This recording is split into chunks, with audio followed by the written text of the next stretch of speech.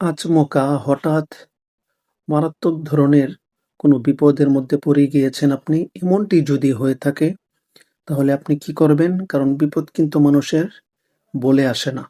যেকোনো সময় আপনি বিপদের মধ্যে পড়ে যেতে পারেন। সেজন্য সেই বিপদ থেকে সমাধান করার জন্য, সমাধানের জন্য, উদ্ধার পাওয়ার জন্য আপনি যে আমলটা করবেন, এটা হচ্ছে রাত ১টার সময় ২ রাকাত সালাতুল হাজতের নামাজ পড়ে জায়নামাজের মধ্যে বসে আপনি হাসবুনাল্লাহু ওয়া নি'মাল ওয়াকিল পড়বেন একটানা ১০০০ বার। ইনশাআল্লাহ বিপদ শেষ।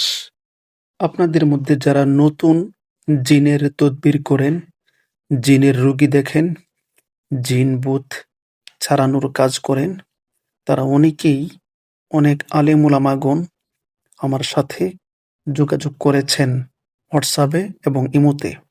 আমি সময় পাই না, কারণটা হচ্ছে অতিরিক্ত কল আসে সারাদিন এবং রাত। সারাদিন এবং রাত অতিরিক্ত রোগীর ঝামেলার কারণে আমি সবসময় আপনাদের কলগুলো ধরতে পারি না। এজন্য আপনারা হোয়াটসঅ্যাপের মধ্যে আপনাদের সমস্যাগুলো বলে দিবেন, ঠিক আছে? তো যারা আপনারা নতুন জিনের রোগীর তদবির করেন তাদেরকে আমি সহজ পদ্ধতিটা বলবো। এটা হচ্ছে আপনারা সর্বপ্রথমেই নিজে পাক পবিত্র হয়ে সূরা জিনের প্রথম ৫টি আয়াত সহি শুদ্ধ করে পাঠ করে জিনের রোগীর কানে ফু দিবেন এবং পানির মধ্যে ফু দিয়ে সেই পানিটা জিনের রোগীর চোখে মুখে ছিটা দিবেন, সাথে সাথে জিন চলে যাবে এবং রোগী সুস্থ হয়ে যাবে ইনশাল্লাহ। ফজর এবং মাগরিবের নামাজের পরে যদি আল্লাহুম্মা আজিরনা মিনান নার এই দোয়াটা ৭ বার পাঠ করেন, তাহলে রাত এবং দিনের মধ্যে যদি আপনি মারা যান, তাহলে জাহান্নামের সকল দরজাই আপনার জন্য বন্ধ। প্রতিদিন যদি একটু বেশি বেশি পরিমাণে একটু সময় পেলেই, ফ্রি টাইম পেলেই যদি আপনি ইয়া মুমিতু এই দোয়াটা পাঠ করেন, তাহলে আপনার অন্তর থেকে খারাপ কুধারণাটা চলে যাবে এবং শয়তান আপনাকে দিয়ে কোনো মন্দ কাজ করাতে পারবে না ইনশাল্লাহ।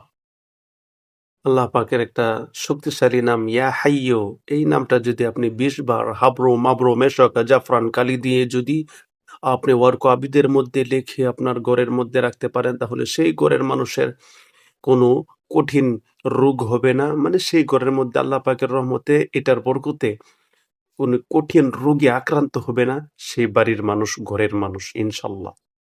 ইয়া হাইয়্যু এই দোয়াটা ১০০০ বার পাঠ করে, এই দোয়াটা পাঠ করার আগে এবং পরে ১০ বার দুরূদ শরীফ, ১০ বার আস্তাগফিরুল্লাহ পাঠ করে যদি কোনো রোগীর উপর ফু দেওয়া হয় ১০০০ বার পাঠ করে দোয়াটা, তাহলে সেই কঠিন রোগী অল্প দিনের মধ্যে সুস্থতা লাভ করবে আল্লাহ পাকের রহমতে।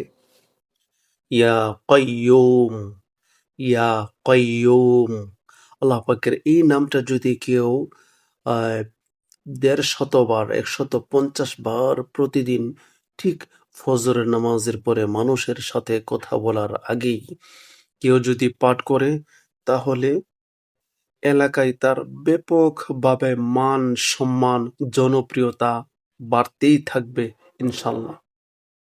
ইয়া শাহিদু, যাদের সন্তান অবাধ্য, কথা শোনে না, দুষ্ট প্রকৃতির, এমন যদি সন্তান হয়ে থাকে, সেই সন্তানকে বাধ্য করার জন্য, বশ করার জন্য যে আমলটা করতে হবে, যে কাজটা করতে হবে আপনার, এটা হচ্ছে এই ইয়া শাহিদু, আল্লাহ পাকের এই নামটা আপনার সন্তানের মাথার চুলের মধ্যে শক্ত করে ধরবেন ফজরের নামাজের পরে।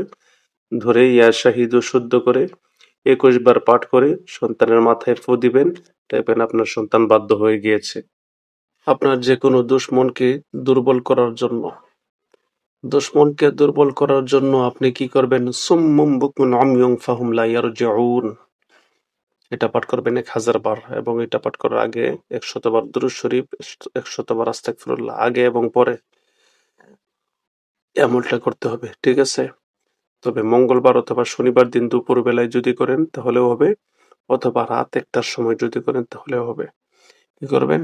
২ রাকাত নফল নামাজ আদায় করে আপনি জায়নামাজের মধ্যে বসে পশ্চিম দিকে ফিরে আপনি পাঠ করবেন।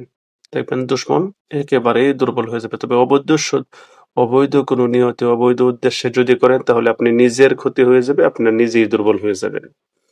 এজন্য অবৈধ কোনো উদ্দেশ্যে এই সমস্ত আমল করতে পারবেন না, কারণ এগুলি কুফরি না, বুঝছেন? ইসলামিক আমল অবৈধ উদ্দেশ্যে করলে নিজে বিপদে পড়ে যাবেন, এতে কোনো মিস হবে না।